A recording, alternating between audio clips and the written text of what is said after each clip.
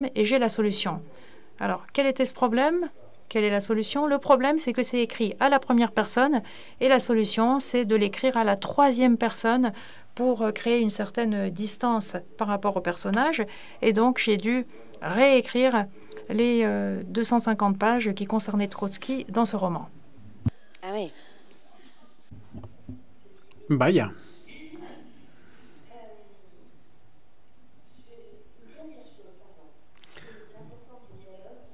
También quisiera recalcar la importancia de los diálogos. Con frecuencia escribe páginas y páginas de diálogos, casi de monólogos, siempre con un ritmo musical. Lamento mucho no hablar español, pero se puede escuchar el ritmo, la sonoridad del español gracias al talento de la traductora. ¿Cuál es la importancia de la voz de los personajes? Eh bien, les personnages se complètent les uns les autres par le biais de leur voix et le caractère des personnages est étroitement lié au dialogue. Et je crois que je ne suis pas mauvais dans l'écriture des dialogues, je suis assez bon dans l'écriture des dialogues. Dans le film Retour à Ithaque, dont j'ai écrit le scénario pour Laurent Cantet, eh bien, la première fois que nous avons vu le film, Lucia et moi, qui avons travaillé sur ce film. La première fois que nous l'avons vu à Londres, chez mon éditeur et ami François, eh bien, on avait pas mal de craintes vis-à-vis de ce film. On s'est demandé si ça allait fonctionner ou pas. Et on a pu voir une copie du film qui devait encore être remanié pour ce qui est des couleurs, du son, etc. Et donc, Laurent Cantet, Lucia et moi, ainsi que François, avons vu ce film. Et à la fin, on s'est retournés tous les trois vers François, qui était assis derrière nous. Et François a dit, est-ce que ça vous plaît? Et ça me plaît, moi. Et là, on a soufflé, on a poussé un ouf de soulagement. On l'avait convaincu. Et c'était très important parce qu'on avait des craintes pour ce film. On craignait que le film ne soit trop cubain. Et là, les dialogues étaient essentiels. C'est un film où il y a pas mal de dialogues. Et ce qui s'est passé est assez curieux. Laurent Cantet a coutume de travailler en laissant les acteurs intégrer un certain nombre de phrases, etc. Son film le plus connu est un film où on suit un professeur qui enseigne dans un lycée en banlieue parisienne. Et dans ce film très connu, c'est ainsi qu'il a procédé. Et il a essayé de faire de même à Cuba. Et puis au bout du deuxième jour du tournage, il a dit aux acteurs que finalement, le mieux, ça serait de s'en tenir au scénario de Leonardo et de dire exactement ce que contient le scénario de Leonardo. Et donc, ils disent exactement ce que j'ai imaginé dans les dialogues du scénario et ça permet de donner cette caractéristique des personnages. Voilà, donc c'était une façon de nous amener à... Bien, esta es una manera de acudir a la película que has seleccionado para nosotros esta tarde. Antes de la proyección vamos a tener un intercambio con el público para que puedan hacer preguntas. Pero antes, díganos por qué ha elegido esta película. Se trata de Los vientos de La Habana, una adaptación de Vientos de Cuaresma, en que participó también en su escritura. Primera pregunta, ¿cuál ha sido su trabajo en esta película? Y la decisión de la elección del actor que tenía que dar vida a Mario Conde, ¿no es algo dramático? ¿Cómo se ha hecho? ¿Está contento, satisfecho? Yo estoy muy satisfecho con... Je suis très content des 4 films qui composent ce cycle. Donc, ce sont 4 films de 90 minutes. Et aujourd'hui, nous allons voir une version adaptée pour le cinéma qui fait 103-104 minutes. Donc, qui permet d'avoir un peu plus de temps, ce qui aurait été idéal pour les autres épisodes également. Mais le format de la télévision nous a obligés à faire tenir l'histoire dans un temps donné, donc 90 minutes. Alors, quel a été mon rôle dans ce film? Eh bien, c'était d'être en quelque sorte l'arbitre entre l'affrontement entre mon épouse Lucia et le réalisateur Félix Vizcarret. Finalement, c'est Lucia qui était la scénariste principale. Félix Vizcarret, en tant que réalisateur, souhaitait imposer son point de vue, parfois à juste titre, parfois pas. Et il se battait pas mal comme deux coqs, un combat de coqs, et je devais intervenir et faire l'arbitre et trouver une solution.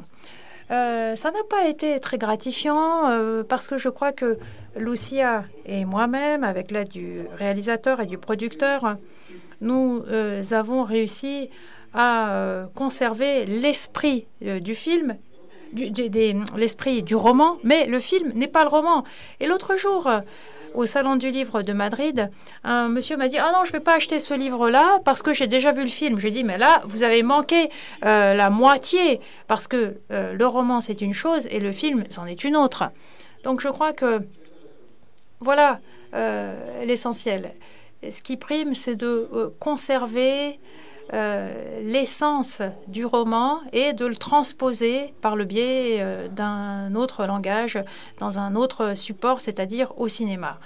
Alors, c'est très difficile pour des romans policiers que d'écrire le roman et de le situer dans un laps de temps précis, en l'occurrence 90 minutes, parce que la structure même du roman policier veut que les événements interviennent dans un certain ordre et que l'on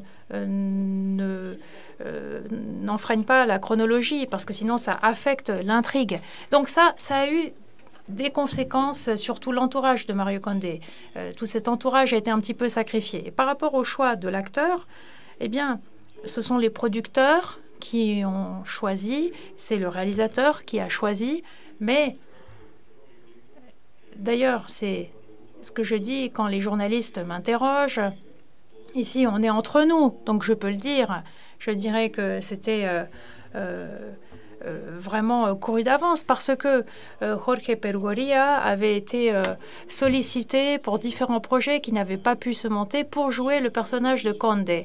Et Pichi, son petit surnom chez nous, donc Jorge Perugorría, et Pichi avait déjà intériorisé le personnage de Conde. Je crois qu'il n'a même pas dû se préparer pendant 30 minutes pour pouvoir jouer ce personnage. Il l'avait intégré, il l'avait intériorisé. Ça correspondait à l'expérience de quelqu'un de sa génération. C'était quelqu'un qui lui ressemblait. Et je crois qu'il est vraiment remarquable dans ce film, dans ces films sur Conde. Mais ça n'a pas été facile pour lui à Cuba. Comme vous le savez, les Cubains sont des gens assez extravertis, donc des gens qui n'hésitent pas à dire ce qu'ils pensent. Et Jorge Perugorría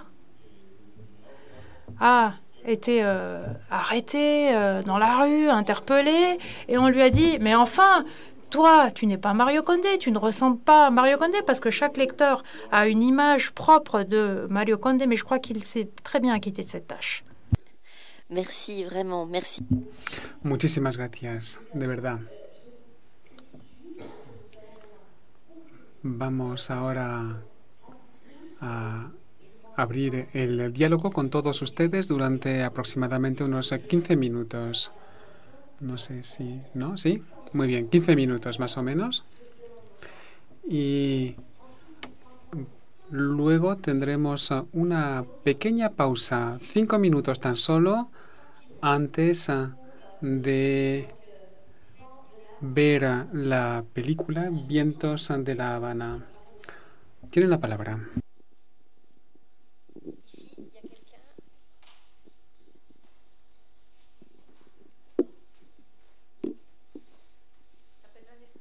Il faut que ça soit en français, la question. Porque así te entienden todos y a mí me lo traduce. D'accord.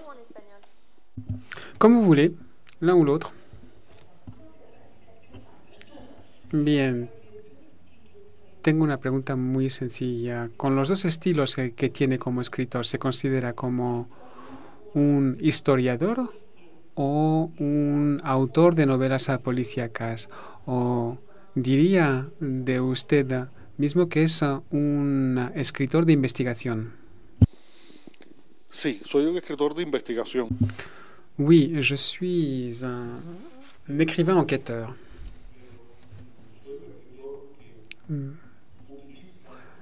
Mais je suis aussi un écrivain qui utilise le genre policier et historique sans être auteur de romans historiques ou policiers. Je connais les ressources nécessaires, je connais le moyen de procéder, mais dans le fond, lorsque j'entre dans l'histoire, je le fais pour parler du présent. Lorsque j'écris un roman policier, je le fais aussi pour représenter le présent. Si on pouvait peut-être mettre dans une catégorie, je serais un romancier social. La société cubaine, c'est mon sujet, et toutes les voix, toutes les ressources commencent et finissent dans la société cubaine. Merci. Le micro, il fonctionne? Dos preguntas, si me lo permite. En primer lugar, ¿cuál es la situación actual de los estudiantes en literatura en Cuba? ¿Siguen cerradas las facultades? ¿Siguen habiendo estudiantes? ¿Y qué ocurre con quienes o qué pueden hacer los que obtienen el diploma, la graduación? No, sí, la Universidad de La Habana sí. L'université de La Havane continue à bien fonctionner, la faculté de lettres. De nombreux changements se sont produits dans le cursus universitaire, surtout pour ce qui est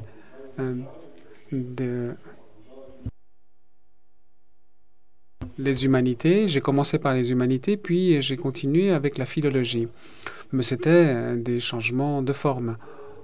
Je ne sais pas si aujourd'hui on a de nouveau ouvert la faculté de lettres. Alors je ne sais pas si on appelle ça de nouveau l'école des arts et des lettres ou si on l'appelle de nouveau la faculté de philologie. Mais oui, ça existe. Quel était votre deuxième? Pues, Si. ¿qué pueden hacer después? Bueno, Que peut-il devenir? En général, un philologue, lorsqu'ils obtiennent leur diplôme, meurt de faim. Dans le monde entier. Et ça, partout. Étant donné qu'un philologue, ça sert à tout et à rien. Mais heureusement, cette partie qui veut qu'on serve à tout nous permet de travailler dans le monde du cinéma, dans une maison d'édition, relations publiques dans un hôtel, ou alors devenir linguiste, c'est-à-dire un chercheur en littérature. Tout dépend du marché du travail. Un marché du travail qui, par ailleurs, est relativement limité à l'échelon mondial, surtout pour les étudiants en philologie. Et je ne sais pas pourquoi, ça m'échappe. Pourquoi est-ce que tant de monde continue à vouloir étudier la philologie?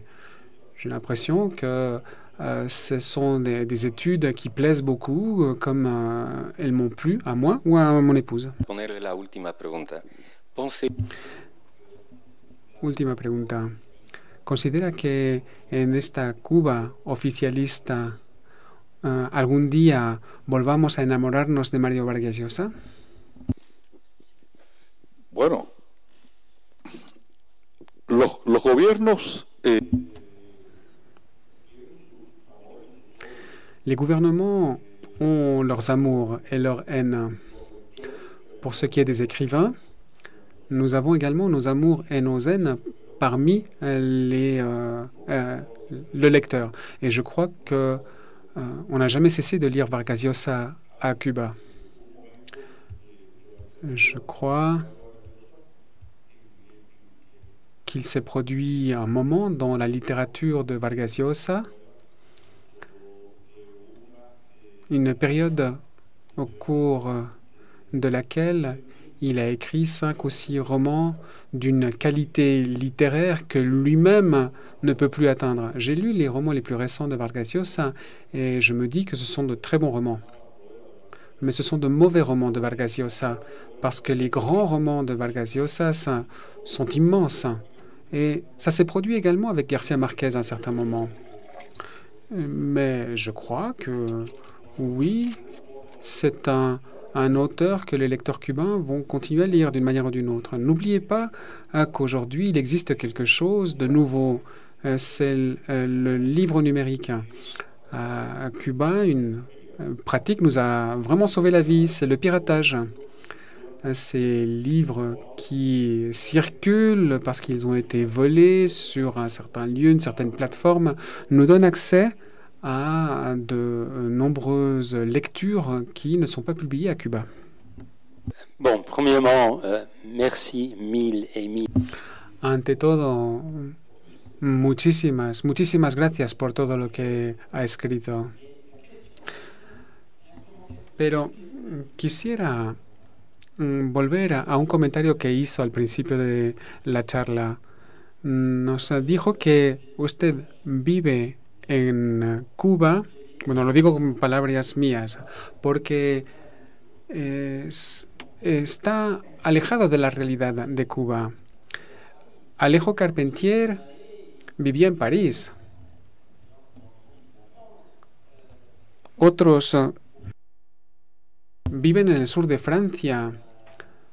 ¿A qué se debe este apego que tiene usted con la realidad cubana como fuente de inspiración?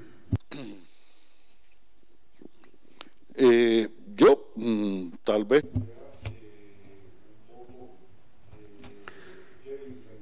Il se peut qu'à cet égard, je sois un peu limité mentalement. J'ai besoin de ce contact avec la réalité cubaine.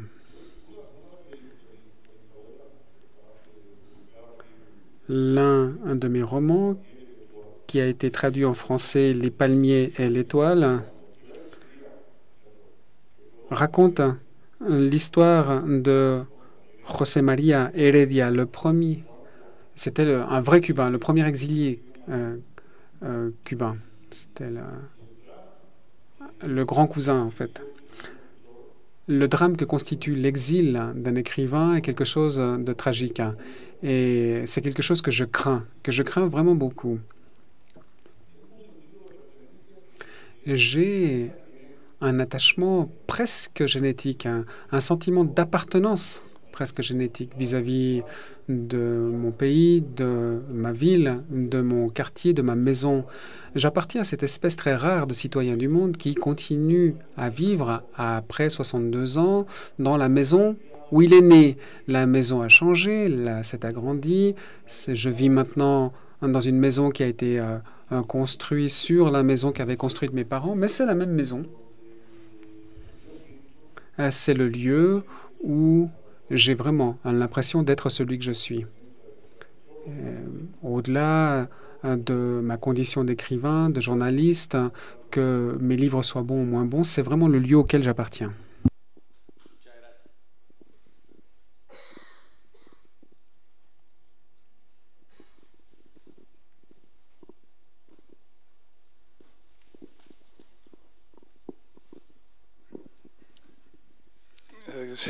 Une question qui m'habite quand on...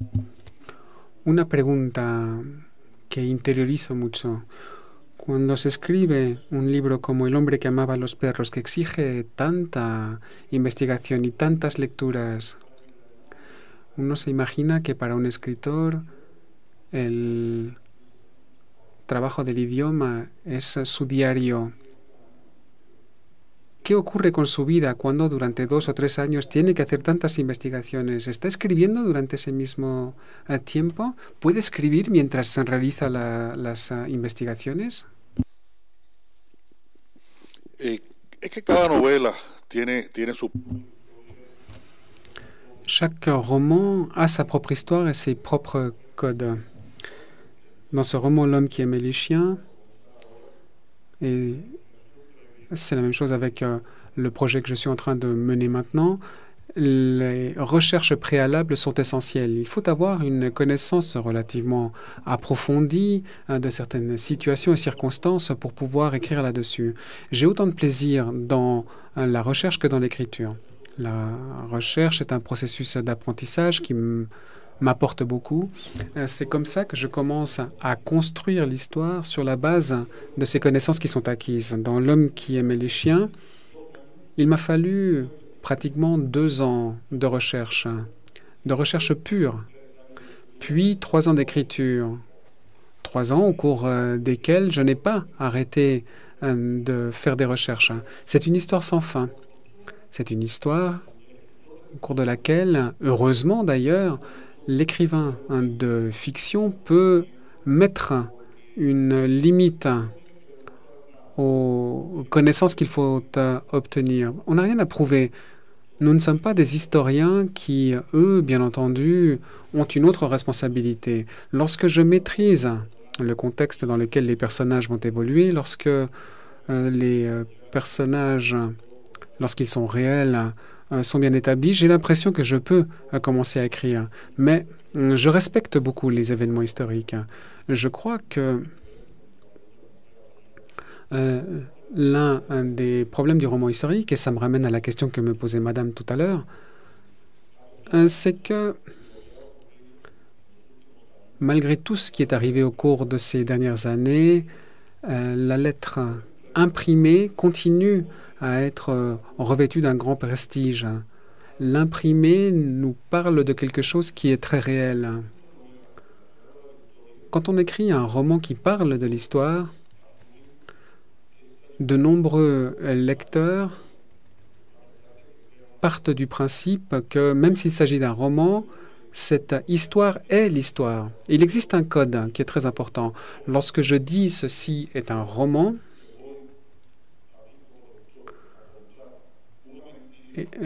en tant que lecteur, je vais te raconter un mensonge comme si c'était la vérité, et toi, lecteur, tu vas lire un mensonge comme si c'était une vérité. C'est un code qui est établi entre nous. Mais je crois qu'il faut malgré tout respecter le processus littéraire et les événements historiques. Il faut un minimum de respect. Certains auteurs, certains artistes prennent toutes les libertés et ils le font avec beaucoup d'élégance. Dans le film Inglourious Basterds de Tarantino, ils finissent par tuer Hitler dans un cinéma et la Deuxième Guerre mondiale se termine, il n'y a plus de problème.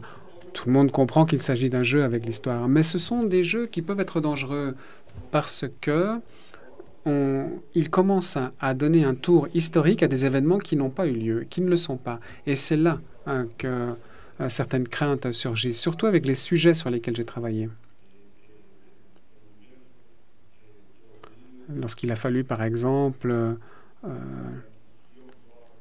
travailler avec le monde des Juifs, l'Inquisition, ce qu'ils ont souffert sous l'Inquisition, la pensée et des Cubains dans le roman Le Palmier et l'Étoile, tout ceci m'a mené à faire des recherches très approfondies parce que je voulais être extrêmement précis et très respectueux des événements historiques.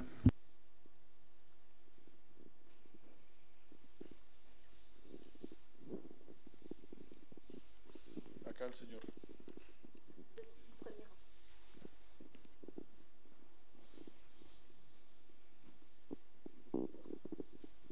Merci beaucoup pour votre magnifique.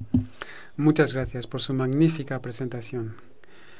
En la novela Adiós Hemingway tenemos la impresión de que el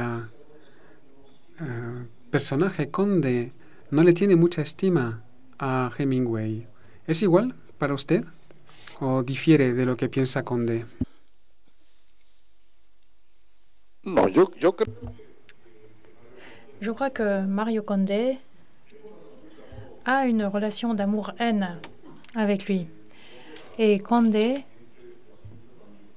ressent cette relation, donc. Je crois qu'il y a des aspects d'Hemingway qui me dérangent particulièrement parce que je me suis sentie trompée. Quand j'ai commencé à lire Hemingway et que j'ai songé à écrire mes premiers récits, je me suis dit qu'un écrivain devait avoir la même vie que Hemingway. Et puis, je me suis rendu compte que Hemingway s'était livré à une mise en scène de sa vie. Il avait construit tout un personnage et ce pour asseoir sa littérature. Et que dans cette mise en scène, il avait commis des actes assez répréhensibles. Et c'est un euphémisme. Par exemple, son combat avec John Dos Passos en Espagne, quand les Soviétiques ont fusillé le traducteur de Dos Passos, José Robles, ou encore la façon dont Hemingway a traité les différentes femmes qu'il a connues, et ce, dans la construction d'un macho assez despotique. Donc, je crois qu'il y a plusieurs aspects du personnage d'Hemingway qui ne me plaisaient pas trop. Mais je crois que l'Ernest Hemingway de ce roman-là, essentiellement, est impliqué dans un drame qu'il arrive à surmonter. C'est le drame de l'écrivain qui réalise qu'il ne pourra plus continuer à écrire, qui comprend qu'il ne pourra plus continuer à écrire. Et je crois que cet Hemingway-là, c'est Hemingway de la fin, qui commence à perdre la mémoire, et dramatique. Et je crois qu'il y a donc plus d'aspects dramatiques que de règlements de compte dans ce roman, compte tenu de la relation d'amour-haine que j'ai moi avec Hemingway et que Condé a aussi. Alors, comme j'ai le cœur tendre, je vous dis encore 2 questions, mais... Bien, como soy generosa, otras 2 preguntas, pero breves, por favor. Ça suffit pour... Ah, voilà, monsieur. Ce sera mieux avec... Comme ça, on a la traduction aussi. Ces dernières années... En estos últimos años he pasado bastante tiempo en La Habana y he pasado también mucho tiempo en las librerías de La Habana.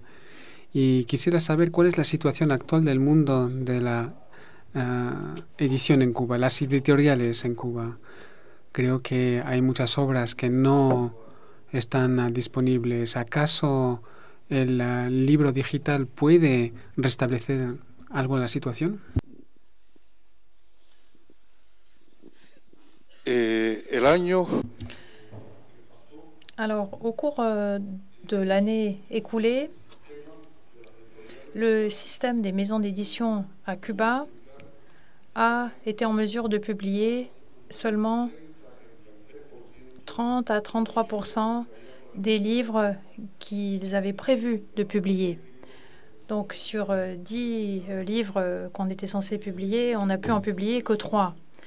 Et ces 3 livres, eh bien, la prochaine fois que vous irez à La Havane, faites attention aux librairies qui se trouvent à l'aéroport. Il y aura forcément sur ces 3 livres-là 2 livres qui parleront de Fidel, de Raoul, d'Hugo Chavez ou de Che Guevara. Et donc, tout ce qui reste est ce qui reste pour les écrivains. Et ça ne suffit pas, très clairement. Donc, il y a des problèmes en matière de promotion et de distribution de la littérature cubaine, à la fois à Cuba et hors de Cuba. Le livre numérique, le livre électronique peut offrir une aide, mais moi qui vis sur place, qui sais comment marchent les choses à Cuba, je suis étonnée et attendrie de voir un jeune qui me dit « Ah, j'ai lu ton dernier livre ». Je lui dis « Oui, c'est bien. Et tu l'as lu comment ?»« Sur mon écran de téléphone. » Parce que ils n'ont pas de Kindle, ils n'ont pas de e-reader, parce que on n'a jamais vendu ces produits à Cuba. On n'en a pas vendu un seul. Ce sont vraiment des ovnis à Cuba. On n'en a jamais vu. Donc un objet de lecture non identifié, vraiment, à Cuba. Donc qu'est-ce qu'ils font? Ils lisent sur leur téléphone. Mais ça montre tout de même qu'il y a des gens qui ont envie de lire. Il y a des lecteurs. Et cela a été rendu possible grâce à tout le processus politique et social cubain. Cela fait qu'il y a toute une masse de lecteurs. Et le fait que ces lecteurs soient en train de se perdre est véritablement très triste, parce que c'est difficile de recréer cela. Il n'y a pas d'autres pays d'Amérique latine où il y ait autant de lecteurs potentiels qu'à Cuba, en termes de proportion pour un pays de 11 millions d'habitants, alors que d'autres pays sont plus peuplés. Donc, il n'y a pas proportionnellement autant de lecteurs en Amérique latine qu'à Cuba, donc de lecteurs potentiels. Et pourtant, ils n'ont pas de livres à soumettre sous la dent. Donc, c'est un des problèmes culturels et sociaux les plus importants de Cuba aujourd'hui. La toute dernière question et nous passons. Ultimísima pregunta antes de la proyección de la película.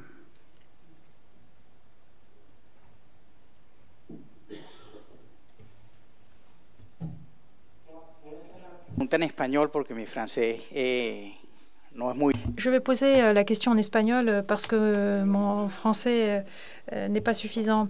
Et en tant que Vénézuélien, j'aimerais vous poser une question. Est-ce que le Venezuela est susceptible d'inspirer un autre roman de Condé ou alors le Cuba des années 2000? Eh bien, je dirais que tous les événements dont on a connaissance peuvent devenir une source d'inspiration. Par contre, je vois mal Condé prendre l'avion, quitter Cuba et mener une enquête hors de Cuba. Or, ce que vous êtes en train de proposer m'a déjà été proposé par des Dominicains, des Portoricains. Ils m'ont dit, mais enfin, quand est-ce que Condé va enfin mener une enquête à Miami? Mais Condé est un petit peu comme ces chiens errants à Cuba qui appartiennent à un environnement et il serait impossible de le sortir de cet environnement. Une dernière remarque? Oui, une dernière remarque. Alors, je fais allusion également au Venezuela des années 2000 tel qu'il est vu depuis Cuba. Oui, c'est ce que je dis. Tout peut potentiellement être source d'apprentissage et d'inspiration. Et je crois que, effectivement, oui, tout ce qui se passe au Venezuela ou ailleurs peut devenir l'objet d'une réflexion littéraire à un moment donné. Mais ce qui n'est pas possible, eh bien, je dirais que c'était un des problèmes du réalisme socialiste.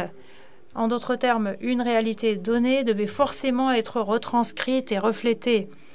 Non, je crois qu'il y a le mystère de la création qui reste entier et il faut le préserver. Et parfois, sur la base d'une phrase, d'une scène, d'un film ou d'une conversation, on a l'idée d'écrire un roman. Après, comment est-ce que tout cela se cristallise, se concrétise, c'est mystérieux, mais cela fait partie du mystère de la création littéraire et il faut le préserver.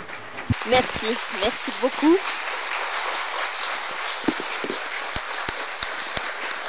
Muchas gracias.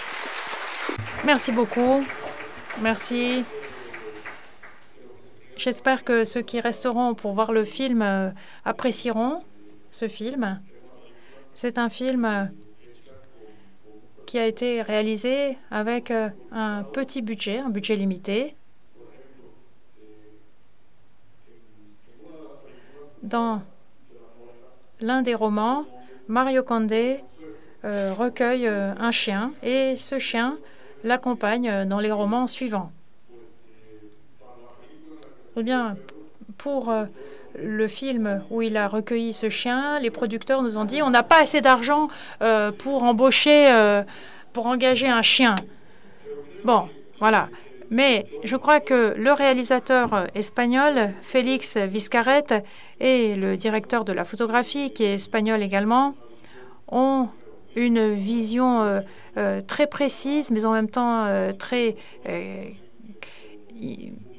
originale de la Havane. Et je crois que tout le monde a fait un travail remarquable. Bon, ce qui cloche, le pire dans toute cette histoire, c'est le scénario écrit par moi-même et mon épouse. Alors, s'il vous plaît, 5 minutes de pause et on lance le film. Et ensuite, place à un apéritif dînatoire et surtout aux dédicaces des livres en espagnol, en français. Une sélection extrêmement bien choisie par les libraires ici. Merci beaucoup, beaucoup. Et à tout de suite.